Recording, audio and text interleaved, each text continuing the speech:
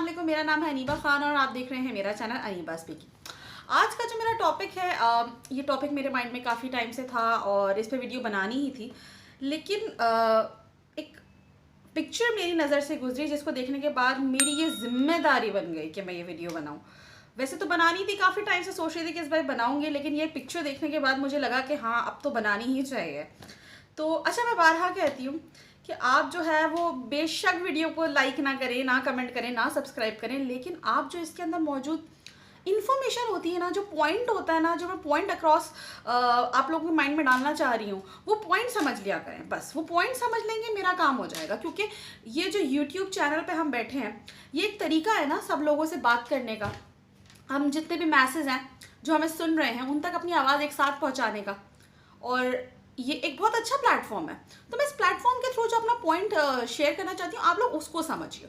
तो this is the time जब आप कह सकते हैं कि नाउ और नेवर।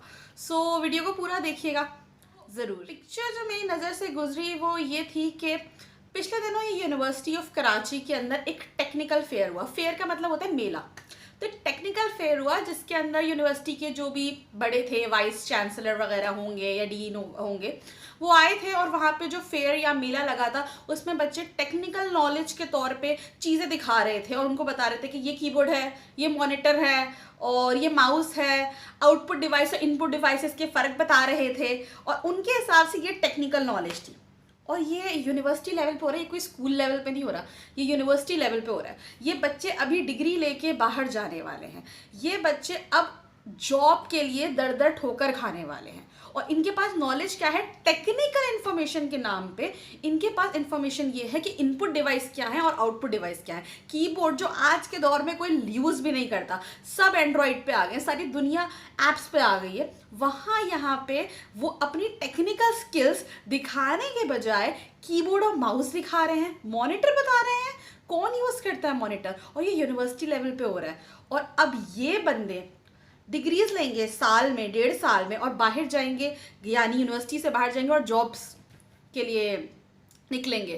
फिर उनके पास कुछ नहीं आता होता, उनको उस टाइम पर उनको कुछ पता ही नहीं होता, क्योंकि दुनिया इतनी आगे पहुंच चुकी है और हम इस कदर आउटडेटेड सिलेबस के साथ चल रहे हैं कि अगर मैं हायरिंग कर रही हूँ तो मुझे तो नहीं चाहिए भाई ऐसा बंदा जिसको कुछ नहीं आता, जिसको कुछ नहीं पता, कि आज की दुनिया के बारे में नहीं पता। आज की दुनिया टोटल डिजिटल हो चुकी है। हम काम कर रहे हैं अमेजोन पे, हम काम कर रहे हैं टेक्निकली, डिजिटली।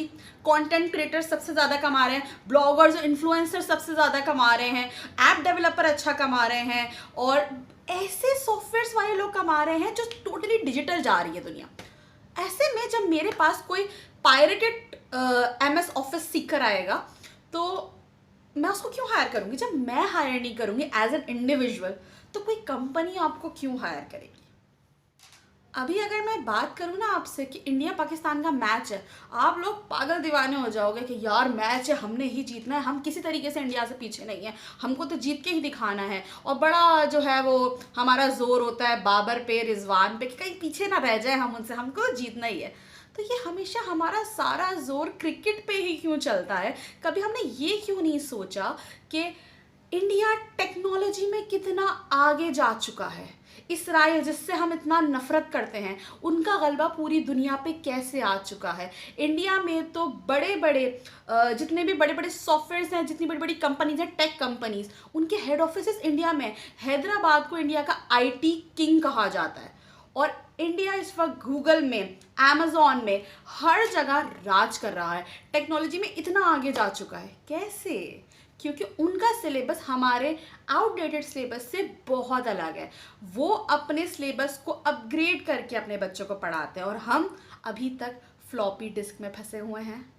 हमारा एजुकेशन सिस्टम कुछ ऐसा है कि किताब खोले, किताब में पढ़ा हमने एक चैप्टर, ठीक है, चैप्टर में फिर क्वेश्चन आया what is computer, for example what is computer, तो उसी के अंदर चैप्टर के अंदर 2 लाइनें लिखी हुई होती हैं, computer is an electronic device, और वही हमने जो है वो किताब से पढ़ा और एज इट इज़ कॉपी में लिख लिया, और कॉपी से पढ़ के एज इट इज़ रट लिया, और रटा हुआ एज इट इज़ एग्जाम में लिख दिया, और जिसने एग्जैक्ट रटा हुआ आंसर लिखा है वो विन है, वो फर्स्ट पोजीशन लेकर आ रहा है।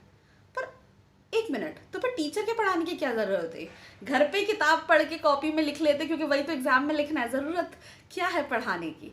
बात तो तब है ना जब हम कहते हैं कि एजुकेशन, हम आपने अगर कंप्यूटर का चैप्टर पढ़ाना है तो आप कंप्यूटर को उस तरह से समझाएं एंड लेट स्टूडेंट्स एक्सप्लोर, कि आप अपने लफ्ज़ों में लिखो जो आपने क्लास में पढ़ा, जो समझा, एंड जो आपको लिखना है वो लिखो जो आपने समझा, जो पढ़ा। नहीं ज़रूरत वही घिसा पिटा कॉपी में लिखा हुआ वर्ड टू वर्ड आंसर लिखने की। जो आपके माइंड में, अपने माइंड को क्रिएटिव तो होने दें, उनको पता तो चले टीचर को कि हाँ भाई इसने सही पढ़ा है, इसने क्लास में सही समझा है। यहाँ तो सिर्फ वही फर्स्ट पोजीशन लेके जा रहा है ना जो रट्टा लगा के आया, बस मेरा रट्टा बहुत अच्छा है यार, कॉपी में लिखा था, मैंने 2 लाइनें पढ़ी, वही रट के आ गई। क्या पता जिसने रटा है उसका जो है वो कॉन्सेप्ट क्लियर हुआ भी है कि नहीं। Let them explore, let them right जो उनको समझ आया है, तब आपको पता चलेगा कि क्लास में एक्चुअली कौन पढ़ पा रहा है और कौन एक्चुअली पढ़ ही नहीं पा रहा, उसको समझ ही नहीं आया। उनको वर्ड टू वर्ड जो है वो एज इट इज़ याद करा के रटवा के वही एग्जाम में लिखवाने की ज़रूरत नहीं है। Let them explore, let all the, ये जो टीचर्स हैं मैं उन लोगों को बोल रही हूँ, जो बच्चे हैं क्लास में, लेट देम एक्सप्लोर।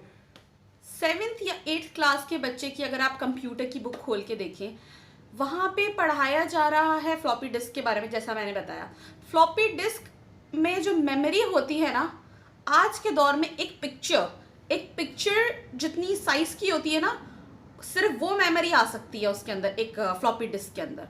यहाँ तो आपके हाथ में 64 GB 128 GB के मोबाइल हैं। क्या आपको स्कूल में पढ़ाया गया है इस बारे में कि मोबाइल को किस तरीके से चलाया जा सकता है? अब बोलोगे यार मोबाइल तो हमें चलाना आता है, ऊपर नीचे स्क्रॉलिंग करना आता है, आपको ऐप डेवलपमेंट नहीं आती, आपको वेब डेवलपमेंट नहीं आती, आपको वेब डिज़ाइनिंग नहीं आती, आपको ग्राफिक डिज़ाइनिंग नहीं आती, आपको ब्लॉगिंग नहीं आती, आपको कंटेंट राइटिंग नहीं आती। वो काम जो इस वक्त चल रहे हैं, जिससे ये दुनिया इस वक्त चल रही है, वो सारे आपको नहीं आते।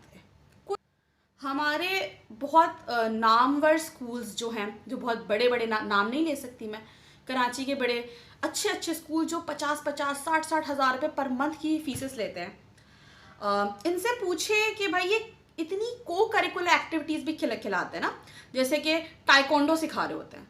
भाई हम पूछते हैं भाई टाइकोंडो किस काम आएगा? बोलेंगे नहीं नहीं भाई, तो बच्चों की हड्डियों के लिए बहुत ज़रूरी है, बच्चों को लाइफ में आगे जाके स्ट्रॉन्ग बनना है, उन्हें अपने लिए फाइट करना आना चाहिए। बहुत अच्छी बात है, वो बहुत अच्छी अच्छी कहते हैं इस तरह की एक्टिविटीज़ कराते हैं। लेकिन जब सिलेबस उठाओ तो उनका भी वही घिसा पिटा सिलेबस होता है, उनका भी कोई अपडेटेड वर्जन नहीं होता। वो कोई अपने बच्चों को MS ऑफिस नहीं सिखा रहे, वो कोई वेब डेवलपमेंट, वो कोई ग्राफिक डिज़ाइनिंग, वो कोई इस तरह की चीज़ नहीं सिखा रहे आपको, वो कोई आपको डिजिटल अकाउंटिंग नहीं सिखा रहे, वो चीज़ें नहीं सिखा रहे जो एक्चुअली में बच्चों को ज़रूरत है आगे जाके लाइफ में।